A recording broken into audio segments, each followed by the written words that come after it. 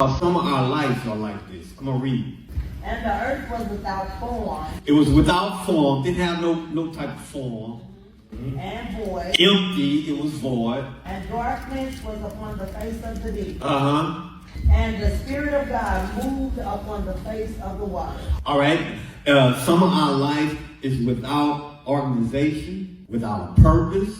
We can't see our way through nothing. God saw the earth like that. Void, without form and with darkness. But God didn't complain about what the earth looked like. He spoke what he wanted it to look like. He had a vision how he wanted it. So he said this in the third verse. Look what he said in the third verse. Come on, read. God said, when God said, we ought to do the same thing. We got to say something. I know it sounds crazy, you talk to yourself, but you got to speak to a situation. I ain't going through this no more. You got to get tired of being tired of what the situation is, and then you got to look at the situation, and you got to call what you want, because when you call what you want, you attract what you say. What you concentrate on, what you look at on TV all the time, what you think about, what you read, is called the law of attraction. Whatever you have your mind on is what's going to attract to your life.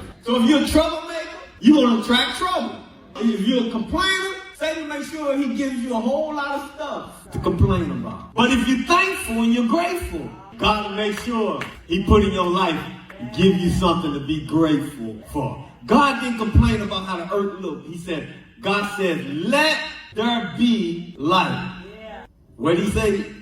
Let there be light. So first thing we need to do is start speaking. Somebody tell me why we need to speak. Life and death is in the power. We have so much power we just don't realize it. And sometimes we talk about things in a negative way because it's just what we do. We just start saying things and not realizing that God has given us a choice.